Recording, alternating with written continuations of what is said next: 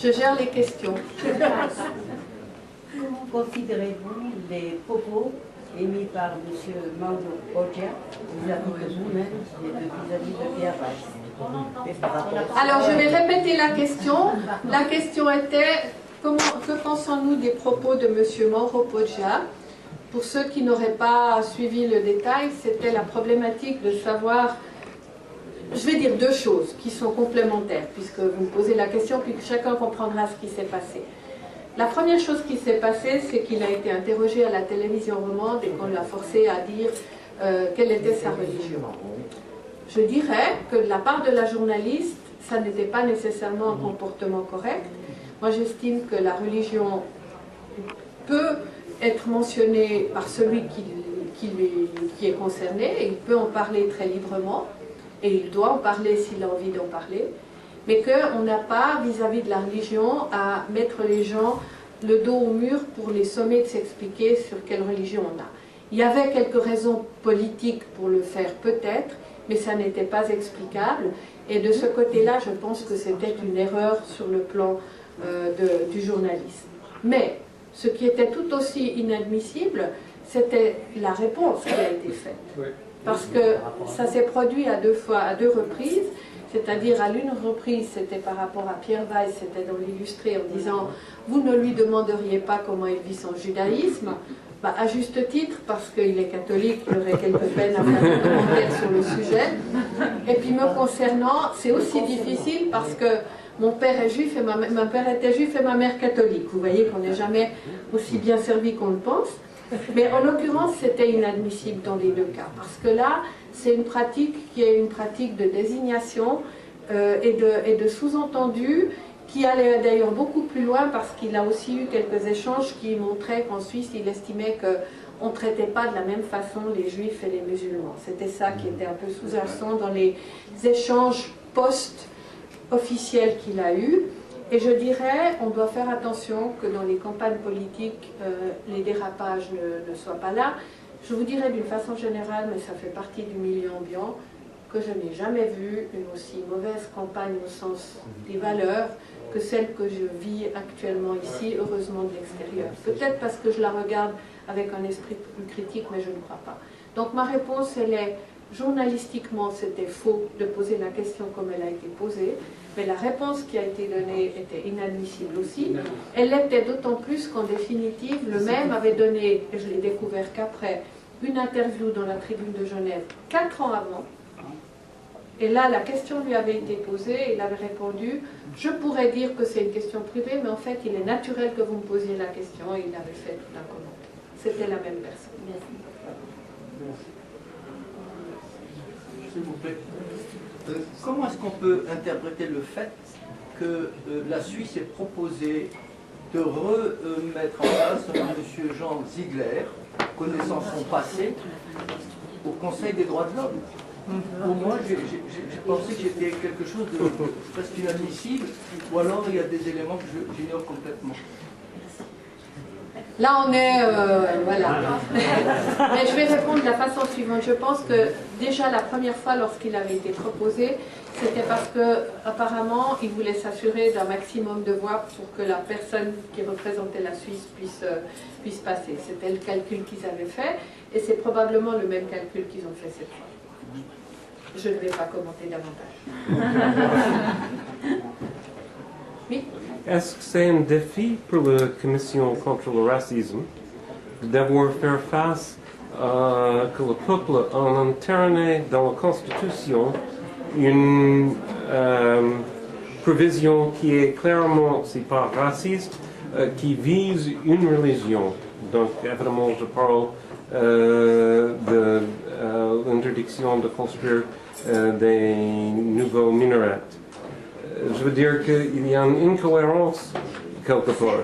Vous savez, je pense que les minarets sont justement... Je vais vous dire des choses qu'un juriste pourra dire exactement le contraire s'il le souhaite. Mais pour moi, l'exemple des minarets, il est intéressant à plusieurs égards. Le premier d'entre eux, c'est qu'en définitive, on vient d'interdire, il faut plutôt de renoncer définitivement à autoriser la construction du minaret qui était concerné par l'initiative, qui était en fait le projet qui était prévu à Wangen. On a des minarets ici. Hein. À Genève, il y en a un, il y a 3 endroits, je crois. Mais c'était celui de Wengen. Et par hasard, en lisant le rapport de la Suisse, le dernier rapport de la Suisse sur le racisme, qui a paru au mois de juin, sur les musulmans, qui a paru au mois de juin dernier, il signalait que, comme on l'avait d'ailleurs prévu, le dit minaret ne pourrait pas être construit pour des raisons liées à la loi sur les constructions. Ce qui a toujours été la thèse qui avait été défendue, c'est qu'en Suisse, s'agissant des minarets, il y avait la loi contre le bruit qui réglait les questions qui pouvaient être réglées en termes de muezzin si c'était nécessaire. Bien qu'on ait une forme de muezzin à la cathédrale de Lausanne, c'est le dernier cas. Mais qu'en ce qui concernait même le fait d'ériger des éléments visibles, c'était réglé par la loi sur les constructions. Et il s'est trouvé qu'il ne répondait pas aux exigences de la loi sur les constructions. Et en plus de ça, il aurait pu être construit s'il avait répondu à tout ça, parce que comme le dépôt de la demande avait été antérieur au vote de l'initiative, le paradoxe était que très probablement, il aurait dû avoir une bataille juridique, mais très probablement, il aurait pu prétendre être construit en raison de l'antériorité. Donc, si vous voulez, là, on était en plein dans une discours où on a un objet, on peut exercer sa religion sans avoir de minaret, ça c'est sûr et certain, et donc un objet, mais derrière l'objet, il y a bien d'autres choses. Et oui, c'est un problème pour la Commission contre le racisme, comme c'était un problème pour vos communautés, puisque vous vous êtes aussi exprimés solidairement dans le débat qui a eu lieu contre les minarets. Mais je vais vous dire une troisième chose qui pour moi était inquiétante, c'est qu'en fait, quand ils ont fait les premières analyses des résultats de l'initiative, ils ont vu une corrélation entre les gens qui étaient pour l'initiative contre les minarets et ceux qui trouvaient qu'il y avait trop d'Allemands en Suisse. Parce qu'aujourd'hui, la discussion en Suisse alémanique sur notamment la libre circulation porte sur le fait qu'il y a trop d'eux. Ici, c'est les frontaliers, en Suisse allemande, c'est les Allemands. Et vous entendez des gens, par ailleurs, tout à fait normalement constitués, vous tenir des discours, des universitaires qui devraient vraiment réfléchir à ce qu'ils disent, tenir des discours dans ce domaine qui sont extrêmement inquiétants. Eh bien, il y avait une corrélation significative entre ces deux éléments-là. Ce qui veut dire, quand on constate ce genre d'éléments, c'est qu'en fait, on doit faire attention à double titre. Parce que ce que ça signifie, c'est d'autres choses et que ça ne touchait pas seulement les musulmans, mais une forme de rejet de l'autre dont je parlais tout à l'heure. Donc c'est préoccupant pour nous à divers titres.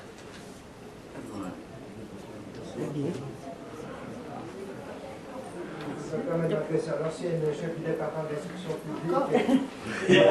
Vous avez... J'ai arrêté début 2003. Hein. Je vous ai connu comme président du département, c'est pour ça. Non, simplement, je voulais vous demander comment vous positionnez par rapport à l'éducation, à ce qui se passe dans les écoles. Vous avez expliqué ce qu'il fallait faire par rapport aux médias, ce que vous préconisiez du point de vue politique, mais du point de vue aujourd'hui dans le domaine éducatif, pour prévenir. Quelle est la position de la commission que vous présidez et quelles sont ses propositions en la matière?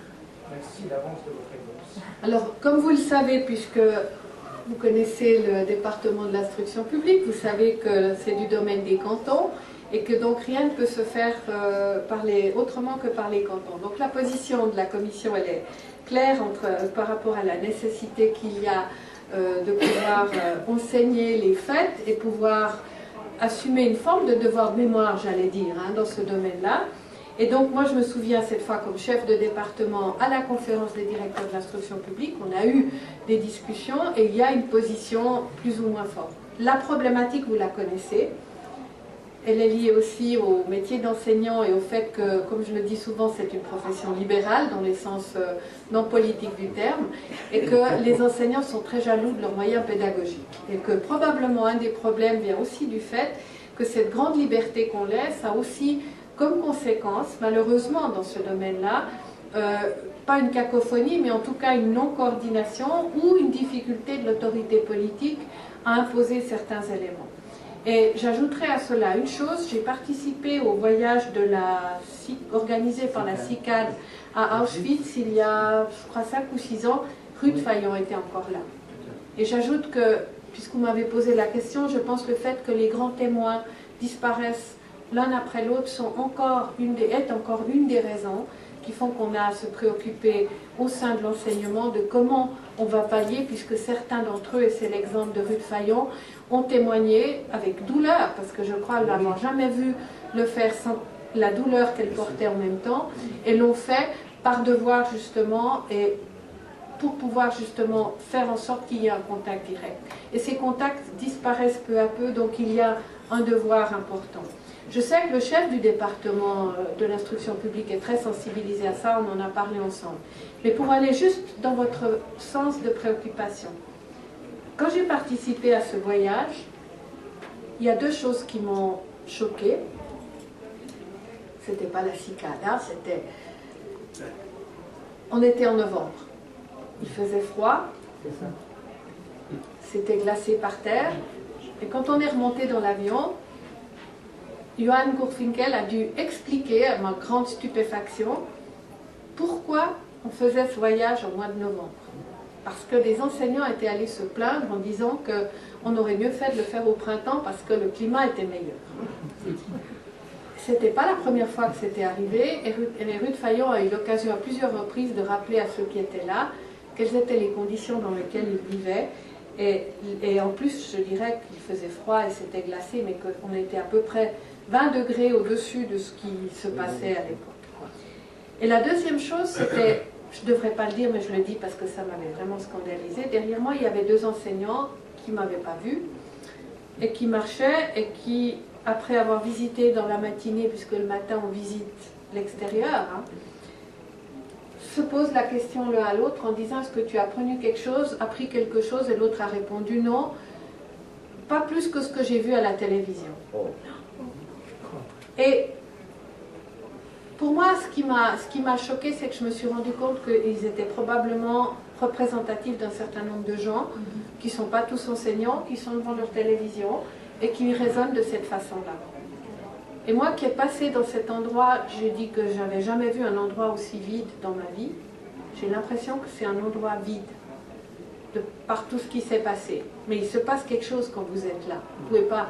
Mais là, je me suis rendu compte que tel n'était pas le cas pour chacun et qu'on pouvait visiter en regardant ça comme on visite des ruines quelque part, comme on visite d'autres choses. Et je dirais que ça, c'est probablement un des éléments sur lequel il faudra vraiment mettre l'accent. C'est important d'aller sur place, c'est important de d'expliquer, et c'est important d'intégrer le fait que ces réactions peuvent survenir. Sa dernière question. C'était juste pour rapport de ce que vous venez de dire. C'est une question d'empathie. Et en fait, tout le rapport avec la loterie, c'est une question d'empathie. Et d'empathie. Empathie, excusez-moi. Et donc, comment enseigner quelque chose que vous avez ressenti dans vos tripes lorsque vous étiez à Auschwitz, mais cette capacité à apprendre ce que les autres ont souffert, ce qu'ils vivent, leur humanité, c'est pas simplement dans une petite fascicule de C'est béton. pour ça que je ne parle pas de fascicule et que je dis qu'il faut aller sur place et qu'il faut que les témoins aient été entendus et que le film qu'on a fait notamment avec Ruth Fayon est extrêmement important, ou avec d'autres témoins, parce que c'était fondamental de filmer et de donner la parole et autres. C'est un ensemble de choses. Mais il faut le rendre aussi crédible et vrai que possible, et il faut faire en sorte d'intégrer le fait que l'empathie, comme vous dites, le sentiment aussi, c'est pas juste intellectuel, c'est pas juste des images, c'est le lien entre ce que ça représente comme être humain et d'arriver à se mettre dans la peau rétrospective d'un être humain à cette occasion-là. Et moi, je peux dire que d'avoir été debout dans la glace et d'essayer de m'imaginer ce que voulait dire un appel qui dure 24 heures, ou quasiment, je ne sais plus combien avait duré le plus long, avec des pattes aux pieds ou des sabots et autres, je veux dire, pour moi, c'était une réalité. J'avais froid, mais je n'avais pas le quart du tiers froid de ce que je pouvais imaginer. Et ça, c'est une réalité. À un moment donné, on peut comprendre des choses quand on est là. Mais c'est un tout. Il y avait encore deux questions, je ne veux pas les priver, puis voilà. Dans le cadre de votre commission, Est-ce que vous êtes interpellé, ou comment vous êtes interpellé par ce qui a été voté dans le Conseil de l'Europe, en l'occurrence contre la circoncision, parce qu'elle désigne une partie de la population? Alors, on a, en l'histoire de la circoncision, on a veillé justement à ce que la Commission n'intervienne pas directement quand il y a eu le débat justement à Zurich, parce que là, il y a eu la problématique, on s'est coordonné, et les actions ont été menées par les communautés de façon très intelligente d'ailleurs. Dans le cas particulier, oui, moi ça m'interpelle, je ne comprends pas cette position, je ne comprends pas comment ils en sont arrivés là, et je ne sais juste pas comment ils vont s'en sortir après avoir voté ça. Voilà, c'est tout ce que je peux dire, mais je pense qu'on peut laisser faire aussi les Allemands, parce qu'ils ne sont pas particulièrement ravis d'avoir finalement réglé dans le bon sens du terme le problème et avoir fait une vraie position avec une vraie base et tous les éléments qu'il fallait de se retrouver dans cette situation. Mais pour moi, je le dis simplement, je ne comprends pas cette position. Mais ce que je peux dire, c'est qu'ayant été au Parlement et dans la commission où je remplaçais quand on a débattu des problématiques liées à l'excision et autres, et là, la volonté du Parlement fédéral avait été d'exclure clairement des dispositifs d'interdiction, ce qui touchait la circoncision. Je peux peut-être juste rajouter à ce sujet-là que c'est au sein de la Fédération suisse des communautés israélites, avec la plateforme des Juifs libéraux, que nous avons abordé ce sujet en coordination évidemment aussi avec la Commission fédérale contre le racisme, et surtout sous un angle autre que le racisme, et surtout de façon plutôt discrète, parce que c'est un sujet que nous avions abordé déjà au cadre de la loi sur l'excision, de l'article pénal sur l'excision, pour nous assurer que la circoncision ne fasse pas partie. Et donc nous avons poursuivi le dialogue sur le plan politique et sur le plan évidemment juridique aussi en examinant. Mais il faut faire très attention, vous l'avez probablement remarqué l'année passée, si les personnalités politiques étaient plutôt, et la plupart des médias avaient un ton plutôt correct dans ce débat, dans la population, c'est vraiment pas quelque chose qu'il fallait allumer ou porter devant le grand public. Nous évidemment, nous espérions que ça se calmerait maintenant, et ces décisions du Conseil de l'Europe nous inquiètent beaucoup. Il n'y a pas de force contraignante, mais n'empêche que la délégation suisse, qui comptait 3 conseillers nationaux, 2 ont voté pour, et ces 2 font partie de ceux que nous avions contactés, qui nous avaient dit non, on ne voit pas de raison d'agir. Donc on va reprendre les débats et les discussions dans le cadre de nos discussions. Voilà, merci beaucoup.